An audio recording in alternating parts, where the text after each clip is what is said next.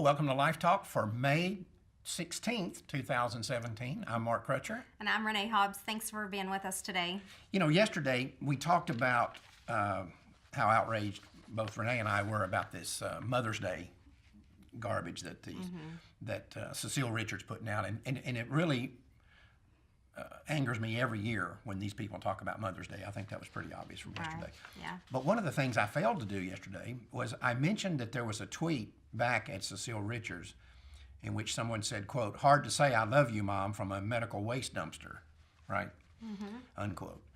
That was, I didn't notice this until after the broadcast yesterday. That was James Woods, the actor. Oh, that's cool. And He's pro-life. and he's pro-life, obviously. Yeah. And it just goes to show that, yes, Hollywood is a dumpster fire of hard-left politics and godless degenerates, but not all of them are hard-left and godless degenerates. Yeah, and I'm sure it's really hard to be pro-life and that scenery. Well, don't you know that's true? I mean, there have been people, actors and actresses, who talked about that. Yeah.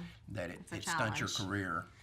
And but anyway, his career is pretty much set, so he probably has enough power that he doesn't have to worry about it. But anyway, I just thought that was cool that it was him that made that statement. Yeah.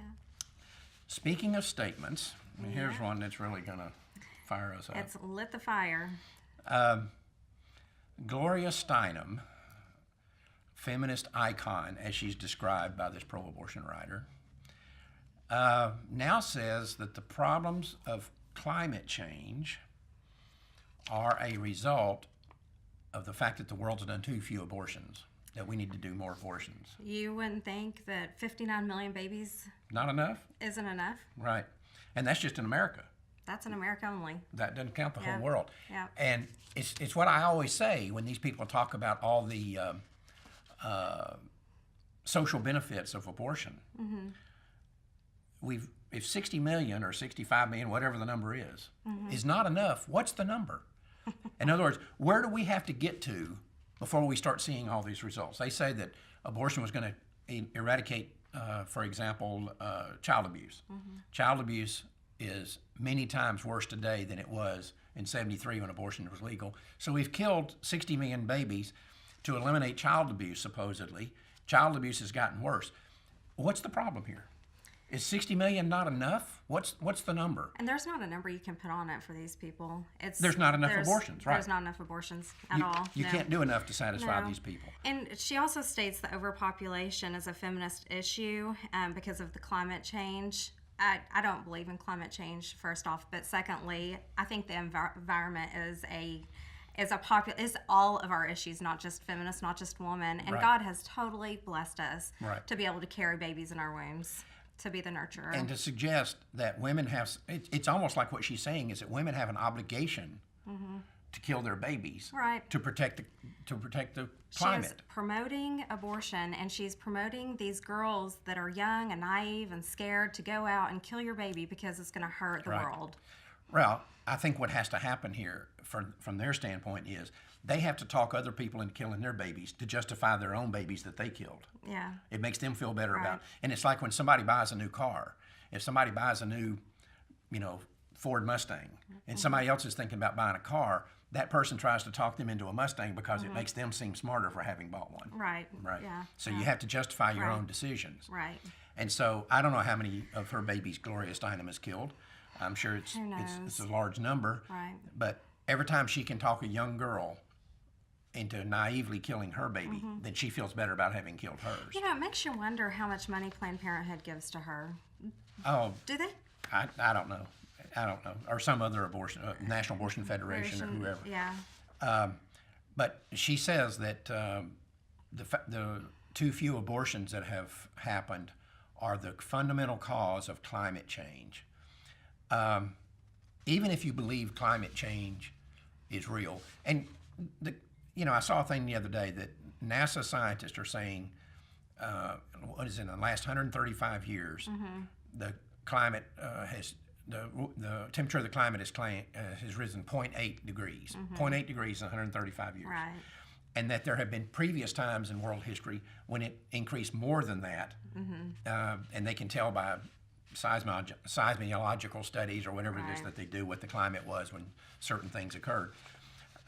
So climate change is probably just a natural occurring phenomenon, but these people have to blame it on something like the internal combustion engine, or they have to blame it on too few abortions, Right. or whatever. They have to have an excuse But about everything. Yeah. And it's just, I don't even, I keep on saying, and I've said on the last two shows, most of these people that are pro-choice are either stupid, crazy, or evil. And some of them, like I said yesterday, Cecile Richards is a combination of crazy and evil. I think the same thing could be applied to Gloria Steinem. They're not stupid. They know exactly what they're saying. Well, And Gloria Steinem knows when she makes statements like this that this is nonsense. yeah, I would hope so anyways. You hope she's smart enough to know that. After all, yeah. And she's 83 years old, and I really hope and I pray that she, before she meets her maker, she realizes the real truth here. Yeah, and before it's too late, because there will come a time when she draws her final breath. Yeah. That's it. Yeah. That now the die is cast, and she heads toward judgment. Yeah. But something I want to point out, when you watch the pro-aborts on television, or any members of the godless left, whatever position they're arguing, if it's about abortion or climate change or whatever it might be. Have you ever noticed, Renee, that almost without a doubt, these people seem to be unhappy? They do not seem to be content or happy people. They're miserable unless there's some kind of drama or something going on in their life that they can create Right. chaos. And- That's yeah. Satan right there. He wants them to be miserable, Yeah. and they are. And I've never seen one of these people, whether it's Gloria Steinem or Cecile Richards or any of them, that I can look at and say, that's a happy person. And one of the importance of this is, I'm a fan of history. I've tried since you've been here to try to get you kind of interested in it. And you're coming. I'm coming along. You're coming along a little bit, because if you don't know history, you can't know what the future is. Right. You can't know why things happen. You can look at stuff, and I do this with you all the time. You'll see things happen today, and you think, well, that's weird, or that's never happened before, or what does that mean? And I can give you an analogy to it in history. Yeah, you do a lot. And you can see, okay, this is what happened 100 years ago or 50 years ago or whatever, and this is how it played out. Right. And that kind of helps you understand how it's going to play out now. Right. And I've always noticed that if you read throughout history and you look at all the people that have created mayhem and just various Holocaust, whether it's Adolf Hitler, or you go back to Genghis Khan, or you go to Mussolini, or Tito, or any of the people from the last century that created all these horrible situations. Every one of them was an unhappy person. And I've always believed that most of the evil that's ever been done in this world was done by unhappy people. You very seldom see happy people do things that are evil to other people. You just very seldom see that occur. Matter of fact, I've never seen it occur. I've studied this stuff. I've never seen it. If you read about something that happened in history and you say that was a horrible situation, go read about the people who created it. Right. They were always miserable people. It's the difference between believers and non-believers. That's part of it. That's right. And it's part of it is you can't be happy advocating evil, even if you try to convince yourself that it's not evil. I'll promise you, Cecile Richards and Gloria Steinem know that what they're advocating is pure 100% evil. And they are prevented from being happy by that. Satan's going to make certain of that. And the problem is they can't see it. They're just blinded by the truth, yeah. Right. And they are, they would argue, I'm sure, that Satan doesn't exist. And I've always said, you've heard me say this many times, the most powerful trick that Satan ever played on the world was convincing people that he didn't exist, because that makes him free to do whatever it is he wants to do. As long as they don't think he exists, then obviously he can't be impacting their lives, so everything they're doing is okay. But I still go back to the same thing. I've never seen evil done by people who are happy. And these people are clearly not happy. Yeah. But we are. Right. That's right. Because the pro-life movement is winning. That's right. We've always known we were going to win this thing, even back in the dark days, long before you got into it. And I've told you what it was like during those times, what we were going through and other pro-life groups were going through. But we always knew we were going to win because we've read the owner's manual, and the owner's manual, which is Holy Scripture, promises that we win. Yeah. God said the gates of hell would not prevail against his people. Yeah. And I'm going to tell you what I've said many times before. If an abortion clinic is not a gate into hell, then hell doesn't exist. But the fact is, hell does exist. Right. And so all we have to do, we've already been promised the victory. We just have to do our duty and keep storming those gates of hell. And eventually we're going to win. Whether I live to see it or not is beside the point. Whether any of us live to see it or not, that's not the point. The point is we have a duty to do. God expects certain things from us.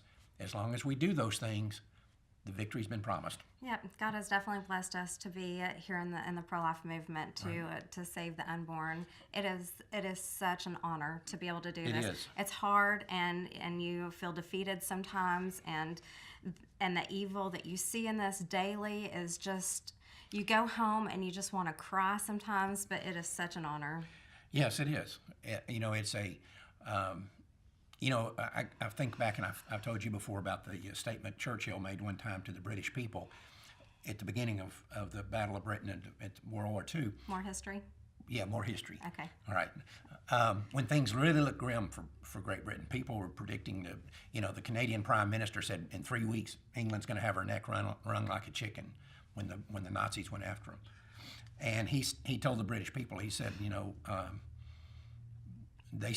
people say these are dark days, but he said, I'm telling you, these are not dark days. These are great days. These are great days to be alive, because God in his infinite mercy is giving us the opportunity that we're worthy of calling ourselves Englishmen. Yep. That's a good lesson for all of us. That's another one of these examples of how history plays out in the future. Yep. And amen to that. what you were saying a moment ago is a version of that. Because yes, there can be very dark days in this, and yes, there's 3,000 babies going to be killed today, so that's a dark day. But we can be thankful that God has called us into this and allowed us to do it, because in a sense we're worthy. We're proving ourselves that we're worthy to be his children. That's right. That's exactly what's happening. That's right. So we got to take joy in that, and we've got to be happy in that. But again, remember, go back in history and look. You won't see great evil being conducted by people who are happy. You just don't see it. They're always unhappy people. Yeah. Anyway, So, we're out of time. That's right. So if you want to subscribe to our YouTube channel, just go to Life Dynamics and you'll see LifeTalk TV. And then also, if you have any suggestions for us, we would love to hear those. You can just private message us and let us know so we can talk about those. Yep, that's right. We need your input. We also need your prayers, and we need your financial support. We've got a lot of neat projects. We just talked about another one this morning. I think That's a really cool one. That would be a really cool one if we had the resources to do it. Yeah. Anyway, don't forget us, and be sure to watch. And also, like I said yesterday, please help us out by you being a warrior on social media to get this stuff out. Get it out to all your friends. Retweet it, tweet it, I don't know. Just share it. Share it. Share it, yeah. All this nonsense that goes on. I don't get it. It's okay. We got it for you. Right. I know you do. But anyway, help us spread this. We need your multi-level marketing skills to get this out to as many people as you can. Everybody you send it to, everybody you like or forward it or share or whatever it is, get them to do the same things. We need to get this message out. And we're going to be having some really good shows here in the future, some things we've got planned. But we're waiting right now. We've got some technology that we've got to change that's going to, that as soon as we're able to get that, it's going to really up the game here for us. Yeah, improve our audio and video. And plus we'll be able to do some B-rolls. things that we can't do right now. Yeah. So as we transition LifeTalk into social media, which is the platform it'll be on from now on, we got some changes coming. We got more, but it's going to be really exciting. But we need your help to help spread this message. In the meantime, remember, Life Dynamics is not here to put up a good fight. We're here to win, because winning is how this killing is going to stop. We'll see you next time. Have a good day.